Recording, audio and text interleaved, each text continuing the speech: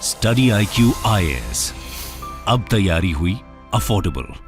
नमस्कार दोस्तों, कल केंद्र सरकार ने एक और बड़ा कदम लिया है आत्मनिर्भर भारत की तरफ, क्योंकि 17,000 करोड़ का, जी हां 17,000 करोड़ का कैबिनेट ने पास कर दिया है PLI scheme for IT hardware. आप सबको पता ही होगा कि लंबे समय से भारत के अंदर जो टैबलेट्स हो गए, लैपटॉप्स हो गए, जो IT हार्डवेयर से रिलेटेड जो आइटम्स होते हैं उसको हम इंपोर्ट कराते थे, स्पेशली ताइवान हो गया या फिर अगर हम बात करें चाइना की, तो वहां से इंपोर्ट होता था। तो मैं आपको बता दूं, जब PLI स्कीम लॉन्च किया गया था, प्रोडक्शन लिंक्ड इंसेंटिव स्कीम, तो उस समय IT हार्डवेयर के लिए भी लॉन्च किया गया था, लेकिन वो उतना सक्सेस नहीं हो पाया था, उसका वैल्यू कम था। बेसिकली सरकार ने जो अप्रूवल दिया था, लेकिन सरकार ने एक बड़ा कदम लेते हुए 17,000 करोड़ का यहां पर PLI 2.0 फॉर IT हार्डवेयर इसको लॉन्च किया है। इसी के बारे में हम डिटेल से जानेंगे कि एग्जैक्टली है क्या क्या प्रोविजंस है इसके अंदर। चलिए चलते हैं, लेकिन इसके पहले ध्यान रखिएगा, अगर आप UPSC 2024 की प्रिपरेशन कर रहे हैं तो आपके पास एक बड़ा मौका है, क्योंकि ये वाला जो 2 बैच हमारा नया लॉन्च हो रहा है, एक तो कल से परसों से हो रहा है 20th मई से, जो कि मॉर्निंग बैच है, और 25 मई से जो कि इवनिंग बैच है। कोई भी बैच अगर आप चाहो तो ज्वाइन कर सकते हो। आपको सिंपली हमारे वेबसाइट ऐप पर जाना या फिर कमेंट सेक्शन में इसका लिंक है, वहां पर जाकर यूज करना है कोड अंकित लाइव, ताकि आपको मैक्सिमम डिस्काउंट मिले। ध्यान रखिएगा, इसके अंदर सिंगल बैच में प्रीलिम से लेकर इंटरव्यू तक की जो पूरी तैयारी होती है वो आपको मिल जाएगी। 2025 के लिए कर रहे हैं वो ज्वाइन कर सकते हो, NCERT हो गया, EPFO, कोई भी बैच आपको लेना हो स्टडी IQ पर, just use the code Ankit live. और इसके साथ साथ अगर आप MCQs अटेम्प्ट करना चाहते हैं तो मेरे इंस्टा पेज पर जा सकते हैं, वहां पर स्टोरीज में जितने भी MCQs हैं उसको आप अटेम्प्ट कर पाएंगे। चलिए शुरुआत करते हैं और सबसे पहले देखते हैं एग्जैक्टली हो क्या रहा है। देखो, आपको पहले मैं आपको बता दूं कि 2021 में भी IT हार्डवेयर, देखो जब मैं IT हार्डवेयर कहता हूं, आई एम श्योर आपने बचपन में पढ़ा होगा कि कंप्यूटर से रिलेटेड, तो बेसिकली IT एक अम्ब्रेला टर्म है, इंफॉर्मेशन टेक्नोलॉजी से रिलेटेड जितने भी हार्डवेयर्स होते हैं। जैसे कि अगर आप कोई लैपटॉप लेते होगे, अक्सर आपने पहले सुनते होगे कि उसमें हार्ड डिस्क कितनी कैपेसिटी है, फिर आजकल नया आ गया है दैट इज SSD, जो कि बहुत फास्ट होता है। तो ये सारी जो चीजें हैं वो क्या है, वो IT हार्डवेयर के अंदर आती हैं। चाहे मोबाइल, चाहे पूरा आपका लैपटॉप हो गया, टैबलेट हो गया, ये सारी चीजें आपकी IT हार्डवेयर के तहत आती हैं। तो सरकार ने 2021 में इसको लॉन्च किया था, उस समय 7,350 करोड़ का ये स्कीम लॉन्च किया गया था PLI स्कीम के तहत। लेकिन यहां पर इसको फर्दर रिवाइज किया गया और सरकार कह रही है कि अब हम इसको 17,000 करोड़ का जो स्कीम है PLI स्कीम, उसके तौर पर लॉन्च कर रहे हैं ओनली फॉर IT हार्डवेयर। और ये जो स्कीम है वो 1 जुलाई से लॉन्च की जा रही है, इंप्लीमेंट की जा रही है, और इसका मैक्सिमम इंसेंटिव के ऊपर कैप लगेगा। कैप कहने का मतलब, कोई भी जो कंपनी है वो इस स्कीम को अवेल करती है तो उसके ऊपर एक मैक्सिमम वो होगा कि वो इतना जो इंसेंटिव है वो ले सकती है। वो मैक्सिमम कैप कितना है वो मैं आपको आगे बताऊंगा। लेकिन क्वेश्चन सबसे पहला यह है कि आखिरकार ये PLI 2.0 लाने की जरूरत क्यों पड़ी।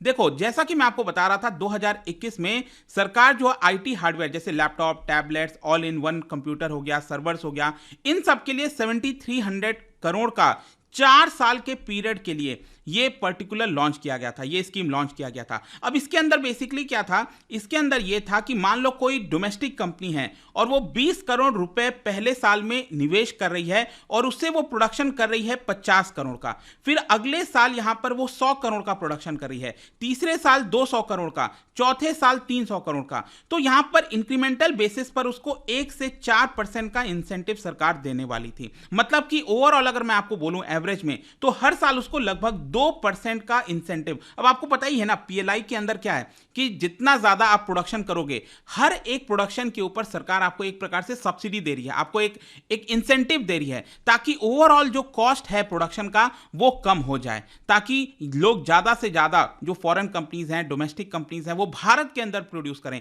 ये मेन मकसद था PLI के तहत। तो सरकार ने ये उस समय लॉन्च किया था 2021 में IT हार्डवेयर के लिए। ध्यान रखिएगा, मैं सिर्फ IT हार्डवेयर की बात कर रहा हूं, जो बाकी के PLI स्कीम है वो जैसे चल रहे हैं वो चलते रहेंगे। यहां पर क्या हुआ है कि 2021 में ये जो लॉन्च हुआ था वो उतना सक्सेस नहीं हो पाया था। क्यों? क्योंकि पहले वाले वर्जन में सिर्फ 2 कंपनी, डेल और भगवती, ये 2 ही ऐसी कंपनी थी जिन्होंने अपने टारगेट को मीट किया था, और इसी की वजह से जो पूरी इंडस्ट्री है वो बार बार कह रही थी कि इस स्कीम को रिन्यू करने की जरूरत है, इसका जो बजट है उसको बढ़ाने की जरूरत है, 7,300 करोड़ से कुछ नहीं होगा। तो यहां पर इसी को ध्यान में रखते हुए 17,000 करोड़ का ये पूरा स्कीम कर दिया गया है, जिससे union minister of electronics and IT जो अश्विनी वैष्णव खन्ना है जो कि रेलवे मिनिस्टर भी हैं, उन्होंने यहां पर कहा है कि इस पर्टिकुलर स्कीम की वजह से जो बड़े बड़े आईटी हार्डवेयर मैन्युफैक्चरर्स हैं ग्लोबली, वो भारत के अंदर आएंगे, भारत के अंदर प्रोडक्शन करेंगे, और लोकल जो प्रोडक्शन है लैपटॉप, सर्वर्स, पर्सनल कंप्यूटर का, उसमें आपको एक बहुत बड़ा बूस्ट देखने को मिलेगा। अब ये नया स्कीम है क्या? देखो, पहला वाला जो स्कीम था मैंने आपको बताया वो 4 साल के लिए था। नया वाला जो स्कीम है वो लाया गया है 6 साल के लिए। जी हां, और यहां पर बताया जा रहा है कि 17,000 करोड़ का जो इंसेंटिव सरकार देगी, इससे लगभग 2430 करोड़ का इन्वेस्टमेंट आएगा। देखो, इन्वेस्टमेंट अलग होता है और जो प्रोडक्शन की वैल्यू होती है वो अलग होती है, उसको कंफ्यूज मत कर लेना। मैं आपसे कह रहा हूं कि जो नए नए कंपनीज होंगे ना, वो अपना जो नया इन्वेस्टमेंट करेंगे वो लगभग 2430 करोड़ का करेंगे। ऐसा यहां पर सरकार कह रही है ये स्कीम लाने की वजह से, और इसकी वजह से जो प्रोडक्शन की वैल्यू होगी, जो टोटल जो वैल्यू के गुड्स प्रोड्यूस होंगे ना, उसकी वैल्यू आप देखो, सरकार का कहना है ये होगा लगभग 3.3 लाख करोड़ का, विच इज ह्यूज। ठीक है, और इसकी वजह से 75,000 नई नौकरियां क्रिएट होंगी, और जो टोटल नौकरियां हैं, इनडायरेक्ट एम्प्लॉयमेंट अगर आप सब मिला लो तो 2 लाख जो नौकरियां हैं वो यहां पर क्रिएट होने की संभावना है। और जो इन्वेस्टमेंट है उसके अंदर बताया जा रहा है कि जो कॉन्ट्रैक्ट मैन्युफैक्चरर है उनको भी इन्वॉल्व किया जाएगा। जैसे मैं आपको एग्जांपल बताता हूं, कॉन्ट्रैक्ट मैन्युफैक्चरर का मतलब क्या होता है। जैसे कि फॉर एग्जांपल एप्पल का जो लोग फोन इस्तेमाल करते हैं, लैपटॉप इस्तेमाल करते हैं, तो ऐसा थोड़ी है कि एप्पल उसको डायरेक्टली प्रोड्यूस करता है। एप्पल क्या करता है, फॉक्सकॉन, विस्ट्रॉन, इन सारे जो कॉन्ट्रैक्ट मैन्युफैक्चरर्स हैं उनको ये दे देता है काम मैन्युफैक्चरिंग का, और वो अपने नाम पर बेचता है, राइट। तो वो कॉन्ट्रैक्ट मैन्युफैक्चरर कहलाते हैं। तो उसी प्रकार से आईटी हार्डवेयर के अंदर जो कॉन्ट्रैक्ट मैन्युफैक्चरर्स हैं वो भी इस स्कीम का बेनिफिट ले सकते हैं। फिर इसके साथ साथ एक चीज मैं आपको बता दूं कि पिछले बार सरकार ने जो स्कीम लॉन्च किया था 4 साल के लिए आईटी हार्डवेयर के लिए, उसमें सरकार ने सोचा था कि लगभग 2500 करोड़ का इन्वेस्टमेंट आएगा, लेकिन इस बार सरकार उसको और कम कर दी है। सरकार का ऐसा सोचना है कि नहीं, 2430 करोड़ का ही इन्वेस्टमेंट आएगा। देखो, अब कई लोग सोच रहे होंगे कि सरकार ने अपना जो आउटले है वो तो बढ़ाया है, 17,000 करोड़ का स्कीम लाया है, तो टोटल इन्वेस्टमेंट इकोनॉमी के अंदर वो बढ़ना चाहिए था, लेकिन वो बढ़ा नहीं। एक्चुअली क्या होता है ना, ये प्रोजेक्शंस लगाए जाते हैं। जैसे कि मैं आपको एक एग्जांपल बताता हूं, सरकार यहां पर टेलीकॉम के लिए, जो टेलीकम्युनिकेशन होता है, उसके लिए जो पीएलआई स्कीम लाई थी, उसमें सरकार ने सोचा था कि इन्वेस्टमेंट 900 करोड़ का आएगा इकोनॉमी के अंदर, लेकिन एक्चुअल इन्वेस्टमेंट कितना आया, 1600 करोड़ का।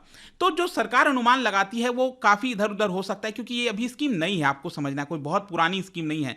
यहां पर अनुमान लगाना थोड़ा मुश्किल हो जाता है, यही चीज है। अब जहां तक इंसेंटिव की बात है, मैंने आपको बताया ना कि पिछला वाला जो स्कीम था उसमें सरकार हर साल लगभग एवरेज की मैं बात करूं तो 2% का इंसेंटिव देती थी, लेकिन नए वाले स्कीम में 6 साल के लिए हर साल लगभग 5% का इंसेंटिव मिलेगा। अब 5% का इंसेंटिव कहने का मतलब क्या है, मान लो कोई गुड्स की कॉस्ट आई, किसी कंपनी ने एक लैपटॉप बनाया जिसकी कीमत 100 रुपए है, ठीक है, मान के चलो, ठीक है, तो इस 100 रुपए पर सरकार 5 रुपए एक प्रकार से अपनी तरफ से दे देगी, तो एक प्रकार से लैपटॉप की कीमत कितनी हो गई, 95 रुपए कॉस्टिंग आई। तो यही होता है आपका इंसेंटिव देना। तो यहां पर क्या है ना कि पहले सरकार सिर्फ 2% इंसेंटिव दे रही थी, लेकिन अब अगले 6 साल के लिए सरकार इसमें 5% का इंसेंटिव देगी। फिर इसके साथ साथ इसमें यह भी बोला गया है कि वो कंपनीज जो कुछ और कई कंपोनेंट्स को अगर देश के अंदर बनाते हैं, जैसे मेमोरी मॉड्यूल्स हो गया, सॉलिड स्टेट ड्राइव, आपको बताया ना एसएसडी जो होता है, पहले हार्ड ड्राइव काफी इस्तेमाल होता था, अब एसएसडी का जमाना आ गया है। तो ये इस तरह की जो कंपोनेंट जो लोग बनाएंगे, डिस्प्ले पैनल्स बनाएंगे, उनको सरकार कह रही है कि हम आपको एक्स्ट्रा इंसेंटिव देंगे, ठीक है। फिर इसके साथ साथ जो बेस ईयर है वो भी चूज करने की फ्लेक्सिबिलिटी होगी मैन्युफैक्चरर्स के पास। मतलब बहुत सारे इसमें इंसेंटिव सरकार दे रही है ताकि आईटी हार्डवेयर से रिलेटेड जो आइटम्स है उसको देश के अंदर ही बनाया जाए। और जो फाइनल पॉलिसी है, देखो अभी पूरी तरह से ये रिलीज नहीं हुआ है, 1 जुलाई से इंप्लीमेंट होगा, उसके पहले सरकार और भी कुछ चीजें यहां पर रिलीज करेगी, इसके बारे में बताएगी। लेकिन मैंने आपको स्टार्टिंग में बताया था कि कैप सरकार लगाएगी। कोई एक कंपनी, ऐसा थोड़ी है कि कोई कंपनी जो है 50,000 करोड़, मतलब मान लो 17,000 करोड़ की ये पूरी स्कीम लाई गई है सरकार के द्वारा, तो ऐसा थोड़ी है कि एक सिंगल कंपनी 15,000 करोड़ अपने पास ही रख लेगी, ठीक है, ऐसा नहीं होना चाहिए। तो इसके लिए सरकार ने कैप लगा दिया है कि मैक्सिमम कोई कंपनी इतना ही इंसेंटिव ले सकती है।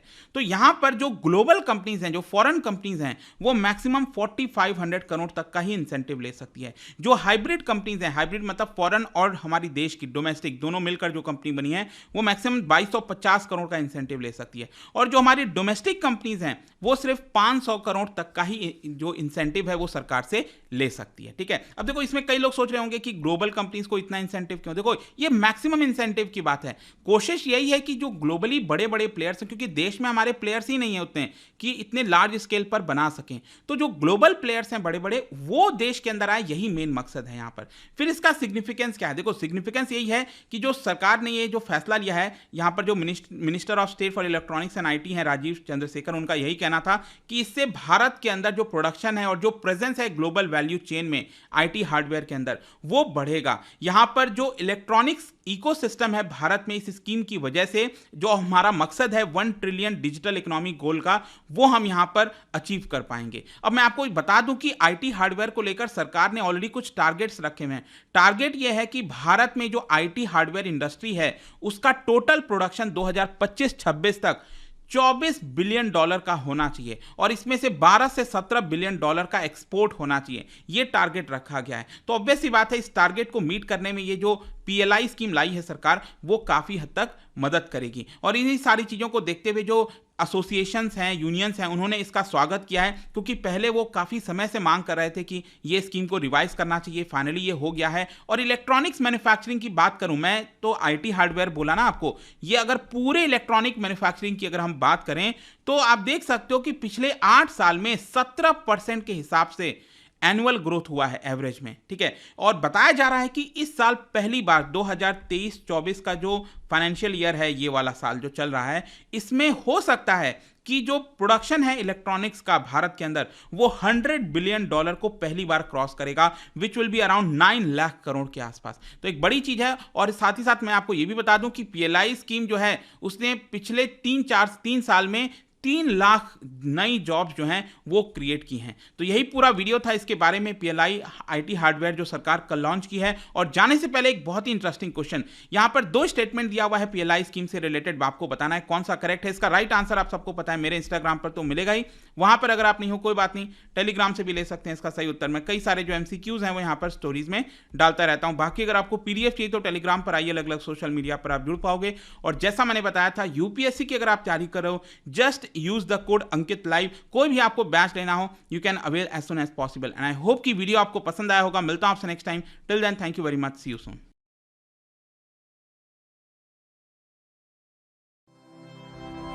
स्टडी IQ IAS, अब तैयारी हुई अफोर्डेबल।